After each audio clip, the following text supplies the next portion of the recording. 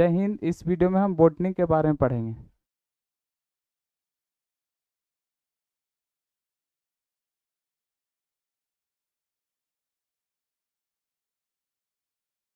Botany का जनक Theophrastus को कहा जाता है। इसमें हम लोग पादप यानी पेड़ पौधे के बारे में अध्ययन करते हैं। पेड़ पौधे उसे कहते हैं जो अपना भोजन खुद बनाते हैं। पेड़ पौधे उसे कहते हैं जो अपना भोजन खुद बनाते हैं, जैसे वो किसी दूसरे पर निर्भर नहीं रहते हैं। हम लोग अपना भोजन बनाते नहीं हैं। हम लोग अपना भोजन बनाते नहीं हैं। हम लोग क्या करते हैं? हम लोग अपना भोजन पकाते हैं। हम लोग अपना भोजन पकाते हैं। तो बोटनी में पहले हम स्टार्टिंग से पढ़ेंगे, जड़ के बारे में अध्ययन करेंगे। जड़, जड़ क्या होता है? जमीन के नीचे का हिस्सा जड़ कहलाता है।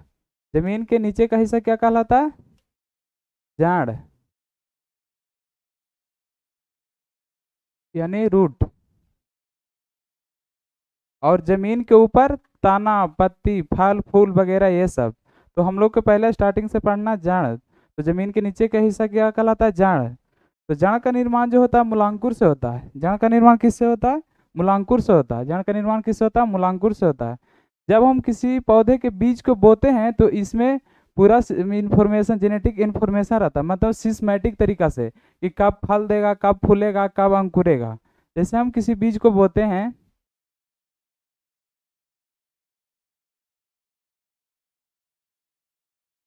ये हो गया आपका बीज, ये हो गया मूलांकुर, ये प्रांकुर।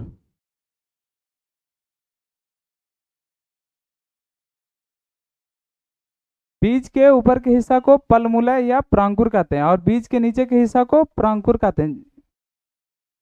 बीज के ऊपर के हिस्सा को क्या कहते हैं? प्रांकुर।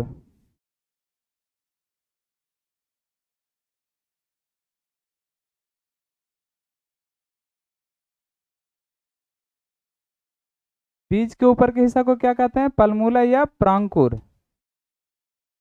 बीज के नीचे के हिस्सा को मूलांकुर।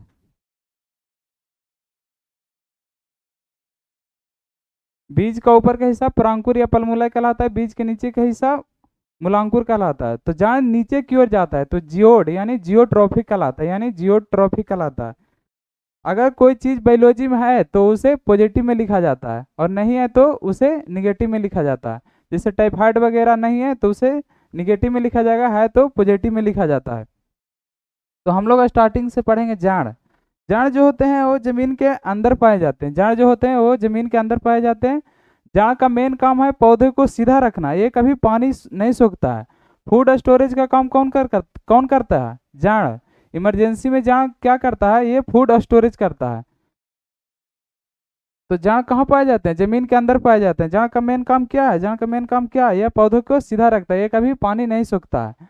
आगे हम पढ़ेंगे रूट हेयर किसे कहते हैं। रूट हेयर क्या है?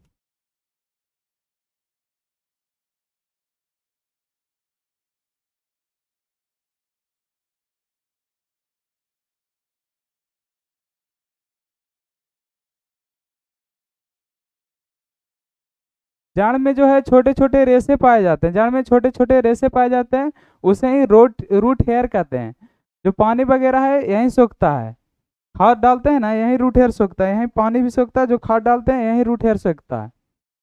तो इसका हम पिक्चर समझेंगे।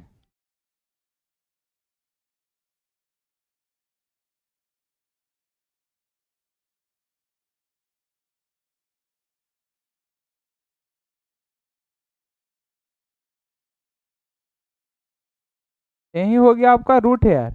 जड़ में छोटे छोटे रेशे पाए जाते हैं जिसे रूट हेयर कहते हैं।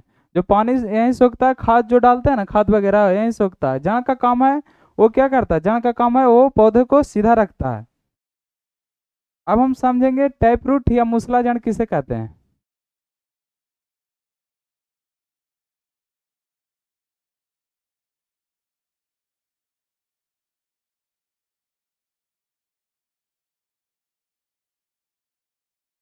टैप रूट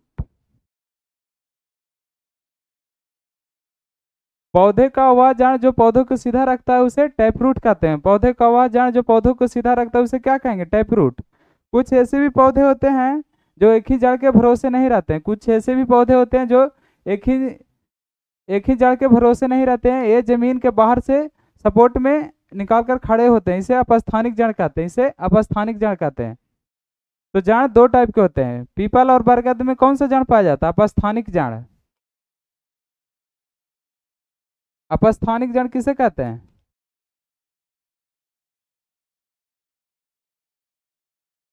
कुछ ऐसे भी पौधे होते हैं जो एक ही जड़ के भरोसे नहीं रहते हैं, ये जमीन के बाहर निकाल कर सपोर्ट में खड़े रहते हैं, तो इन्हें अपस्थानिक जड़ कहते हैं। जैसे पीपल और बरगद में देखिएगा, बाहर से जड़ निकला हुआ रहता है, तो सपोर्ट में खड़े रहते हैं। तो अपस्थानिक जड़ भी दो टाइप के होते हैं। अपस्थानिक जड़ कितने टाइप के होंगे? दो टाइप के होते हैं, एक स्तंभ और एक दूसरा अवस्थम्भ। अपस्थानिक जड़ कितने टाइप के होंगे? दो टाइप के होते हैं। पहला स्तंभ, दूसरा अवस्थम्भ। जो 90 डिग्री पर सपोर्ट देता है उसे स्तंभ कहते हैं। स्तंभ का मतलब क्या होता है? जो 90 डिग्री पर सपोर्ट देता है उसे स्तंभ। जैसे पीपल और बरगद में स्तंभ। अब स्तंभ का मतलब जो तिरछा सपोर्ट देता है, जैसे गन्ना और बाजरा में, गन्ना बाजरा इस समय तिरछा सपोर्ट देता है, गन्ना बाजरा मकई में तिरछा सपोर्ट देता है, तो उसे अब स्तंभ कहते हैं। उसे क्या कहेंगे? अब स्तंभ कहेंगे। कुछ जड़ ऐसे होते हैं जो दूसरे के हिसाब से चलने वाले होते हैं, वो आलसी होते हैं, उसे हम परजीवी मूल कहते हैं। इसे हम पिक्चर से समझेंगे।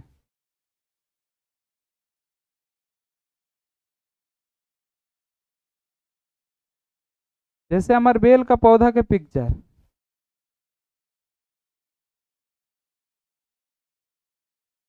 जैसे अमरबेल का पौधा, ये क्या करते हैं, ये दूसरे पौधे के ऊपर चढ़कर इसे सुखा देते हैं, ये बहुत खच्चड़ होते हैं, ये दूसरे पौधे के ऊपर चढ़कर सुखा देते हैं। जैसे अमरबेल का पौधा के पिक्चर ये देखिए, ये जिस पौधा पर चढ़ गया उसे नाश ही कर देता है। उसे क्या कर देगा? नाश।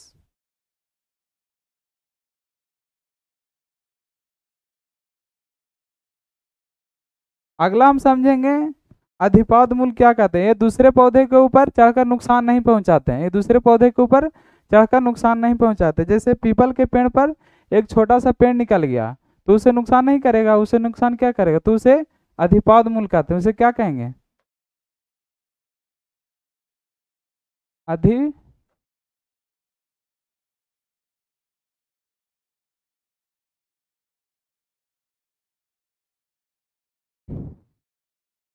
अगला हम समझेंगे प्रकाश संश्लेषीय जड़ किसे कहते हैं। कुछ पौधे के जड़ जो होते हैं वो जमीन के अंदर नहीं जा सकते हैं, वो जमीन के अंदर नहीं जा सकते, वो धूप में आकर प्रकाश संश्लेषण कर सकते हैं।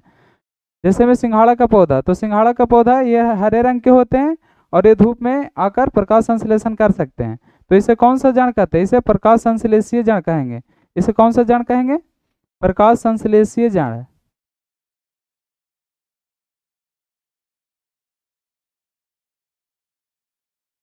प्रकाश संश्लेषीय जड़, ये हरे रंग के होते हैं, ये धूप में भी आकर उसे प्रकाश संश्लेषण कर लेते हैं, ये जमीन के अंदर नहीं जा सकते हैं। जैसे सिंघाड़ा का पौधा के देखिएगा। जड़ की पहचान क्या होती है? जड़ की पहचान क्या होती है? उसमें रूट कैप का होना जरूरी है। जड़ का पहचान क्या होती है? उसमें रूट कैप का होना जरूरी है। जैसे में देखिए,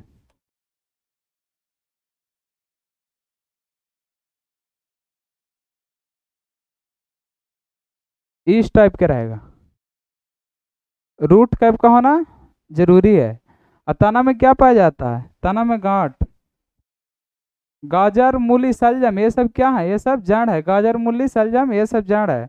और आलू प्याज अदरक लहसुन ये सब क्या है? ये सब तना की पहचान, तना में गांठ होता है। तो हम आज की वीडियो में जड़ के बारे में पढ़े, नेक्स्ट वीडियो में हम समझेंगे तना के बारे में पढ़ेंगे। तो आज की क्लास यहीं तक, अब हम अगले एपिसोड में देखेंगे।